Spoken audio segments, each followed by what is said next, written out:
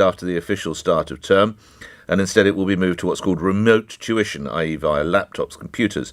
Year 11 and Year 13 pupils, for now, if those of you are not aware, those are the years preparing for their GCSEs and A-levels respectively, will be allowed to go back on school on January the 4th, along with anyone taking vocational qualifications. So that are, if you will, those are the cohorts that have the big exams.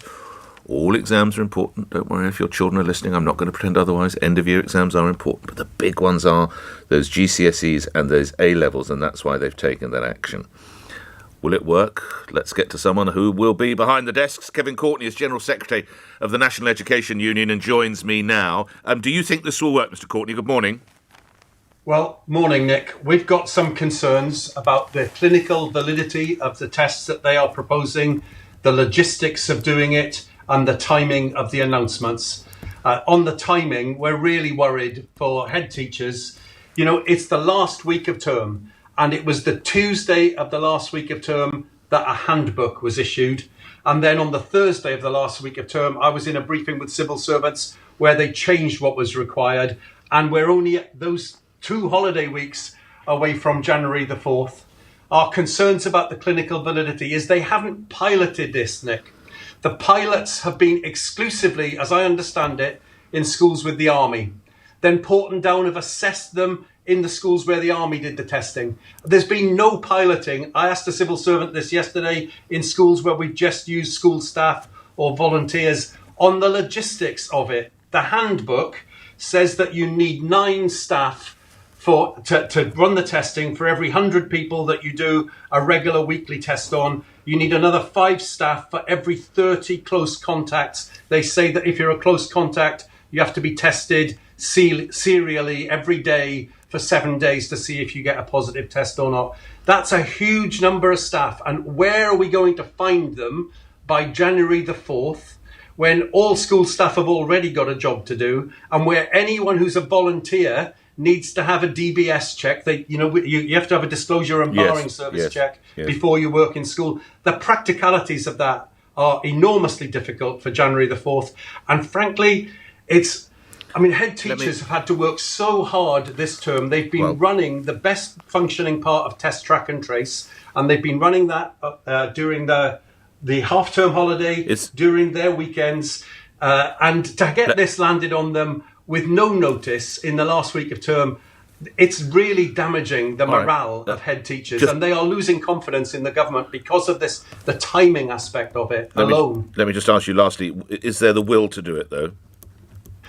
My union's been calling for mass asymptomatic testing, and if we could get some support from the Army to do it, I think it would be, or from other external trained people, there would be huge goodwill towards doing it. We want to know that it's going to work, but there is goodwill. You still have the checking issue with soldiers. Mr. Courtney, could be a step forward. Mr. Courtney, you still have the checking issue with soldiers or sailors or air personnel, wouldn't you? They'd need to pass those checks as well. There has to be supervision. But they did that in the pilot schools, so they know how to do that. All right, I'm grateful to you. I'm Kevin Courtney. You'll want to hear from my next guest as much as anyone. Thank you. You're General Secretary of the National Education Union. Let's bring into the conversation Nick Gibb, who's Schools Minister and, of course, a Conservative MP. Minister, good morning. I don't know how much you heard. There seems to be a certain degree of legitimate concern about how much this has been piloted. Good morning to you. Good morning, Nick. Yes, we have been piloting testing in schools over the last few weeks. This is an important initiative, testing 5.5 million secondary school students. It means we can have more children staying in the classroom instead of self-isolating. It's about breaking the chain of transmission following some of the relaxations over the Christmas period. And of course, we are asking a lot of our schools. We have been asking a lot of our schools since the very beginning of this pandemic. But the teaching profession, head teachers, support staff have been magnificent in responding to those challenges, keeping schools COVID secure, making sure the hygiene is there, the ventilation, the staggered starts, the one-way systems in schools, and helping children to catch up, and as well as teaching the curriculum. But they have responded extremely well, and schools will not be alone in rolling out this mass testing approach in schools. We're working across government with the Department of Health, with Test and Trace, with military personnel in terms of the planning, and schools will be able to use agency workers and volunteers in terms of carrying out the tests in the schools. We just have to make this work. Minister, why is it so last minute? Well, this is a fast-moving pandemic, and we have to respond at pace to changes. We saw in the last week alone, we saw a 28% increase in cases. We saw a 14% increase in admissions to hospital. That's why yesterday the Health Secretary announced more areas of southern England going into Tier 3 because we have to react very swiftly to changes that are happening with this pandemic. So you don't think with hindsight it could have been given to the schools, or could have been made aware a little earlier, Minister? No, absolutely. We want to roll out, to announce things as swiftly as we can, whenever we can. But this is an important initiative, getting 11 million of these tests into schools, yes. And we'll help. Of course, there'll be help across government in supporting schools into delivering that. How do we make it as simple as possible to get consent from parents and so on? All that support so the military will could be there for us. The military could be deployed. Should it be required? Well, they'll be helping with schools with the planning. Is it right that you need around 9 personnel per 100 head of children? Is that right? The figure. Yeah, this is what the detailed operational guidance will be published next week. But we will need volunteers. We will need agency staff. Hold on, but those volunteers will need to be checked, won't they, Minister? Not if they're supervised. Volunteers can go into schools, provided they're supervised. Without those, what used to be called child care checks, whatever they're called now. DBS checks is what they're called. You, Minister. They won't need those. So I don't have one, but my children have long since left school. But I would be allowed to go and help under supervision without a DBS. Yes, that's right. But you would have to be supervised if you were in a school without a DBS check. What about the concern from one of the unions about the clinical validity? A, have you been made aware of that? B, how confident are you about its validity, Minister? Well, about a third of the tests give rise to a false negative. For those who test positive, they will then take a PCR, a laboratory-based test, and that's why we're doing 2 tests. So every student will be tested twice with a 3-day gap between the tests to increase the validity of the test. And for those who are a close contact, as Kevin Courtney said, we'll be testing those students and staff every day for 7 days. And if they keep showing a negative test, they can stay in the classroom. And what this is all about is having more children in the classroom in the spring and summer terms instead of having to self-isolate when they're a close contact of somebody who's positive. But knowing how seriously you take the welfare of children, aren't you a little bit of a concern you could have an army of parents who haven't been checked? But they'll be under supervision, and this is a good news story, Nick, about at last having lateral flow tests available to schools in large numbers, Mr. Gibb. But as Kevin said, of course, they've been calling for these tests to be in schools, and now we're delivering that. And it is a big exercise to get 11 million of these tests to schools, but we're doing that. Schools will be supported with advice and help in administering these tests. But it's a way of making sure that education is a national priority in this country. OK, so they are being delivered. In April, we talked about how disadvantaged teenagers in England would be able to borrow laptops to help them study at home, and there would be free online lessons and laptops would be provided. That was in April. And yet last month we learned that more than 4 in 5 schools with the most deprived intakes don't have any access to those devices. What went wrong there? Well, we delivered 220,000 laptops and tablets in the summer term. We are procuring another 3. How many pupils are there in the schools? There are going to be a lot more than 220,000. Well, any disadvantaged student in a school who is self-isolating will be able to who doesn't have a computer at home, will be able to have one within 48 hours.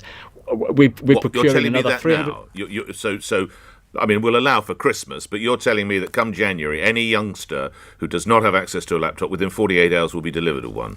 If there are disadvantaged youngsters eligible for free school meals, schools will be able to order one, and within 48 hours it will arrive. We're procuring another 340,000 this term. That's over 500,000 computers have been procured. It's a massive logistical exercise in buying these computers on the open world market. They've been built, they've been shipped in. On one day in the summer, we were sending out 27,000 of these computers just on one day to local authorities and schools, and there are more on their way. All right. Just a couple of other points while I have the benefit on the line. The new Children's Commissioner, Dame Rachel de Souza, has been appointed despite MPs criticising her for refusing to back a ban on smacking children. Is she appropriate for the post if she won't ban that?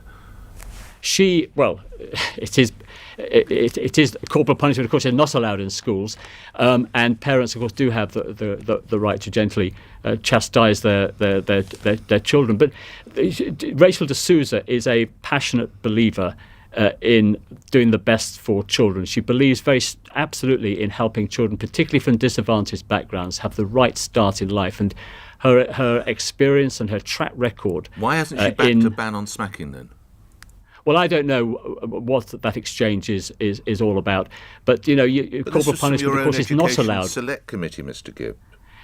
Corporal punishment is not allowed in schools, and everybody has their views about how parents can bring up their own children. But Rachel de Souza is a huge, passionate person in terms of delivering high quality education for children from disadvantaged backgrounds. And the best thing for children is to make sure that every child has the best start, the best education. That's how you deliver the rights for children, and that's what she'll be in charge of as the schools your commissioner. Conservative colleague, as the children's commissioner. Yes, indeed. Your Conservative colleague Robert Halfon wouldn't seem to agree. Are you aware of what he said, Minister?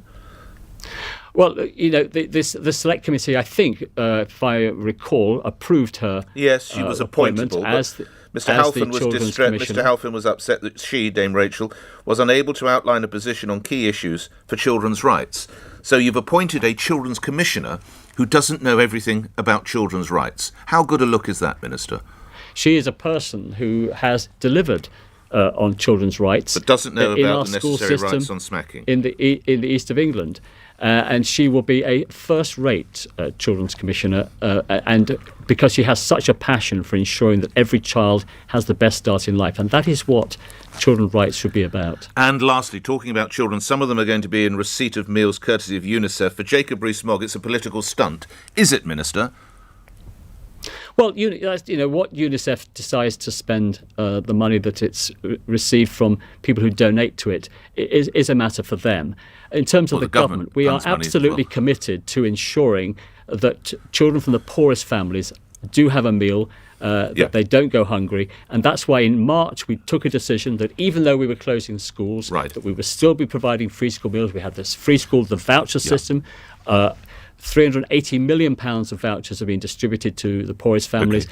We extended free school meals in the Easter holiday, the Whitsuntime half term. We extended it with going a little bit off the Rashford subject, over the summer. Is it a political stunt, as Jacob Rees-Mogg says? It's a sort of yes or no, I sense here, Minister.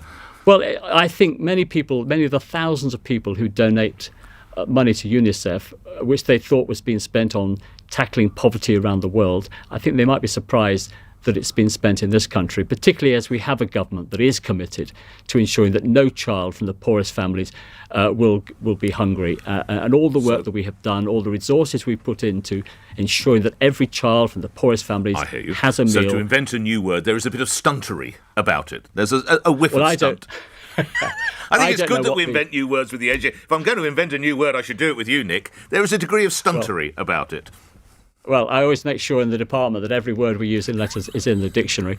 All right, stunt about it. I was trying to be polite. There is a degree of stunt about it then, because people give money to UNICEF to help in Soweto, not Southwark. I don't know what the motivation for UNICEF was. All I know is that as a government we are absolutely committed to tackling poverty and children going hungry. Grateful for your points. I won't see you beforehand. Have a good... I imagine you could do with a break over Christmas. You've had an interesting year. Nick Gibb, thank you. Schools Minister appearing here on LBC. Well, at 20 minutes after 8, we'll get the latest news headlines. Simon Conway. A nursing union is warning the easing of COVID restrictions for Christmas could cause a tsunami of cases. The government's been criticised for making a last-minute announcement about the staggered return of secondary pupils in England in the new year. And the Prime Minister's told the EU it needs to shift its stance over fishing substantially in the post-Brexit trade talks. The weather very wet in the southwest, cloudy with rain at times elsewhere, a high of 14 degrees. LBC Travel, I'm Joanne Webb. Long delays continue on the M25 anti-clockwise from junction 25.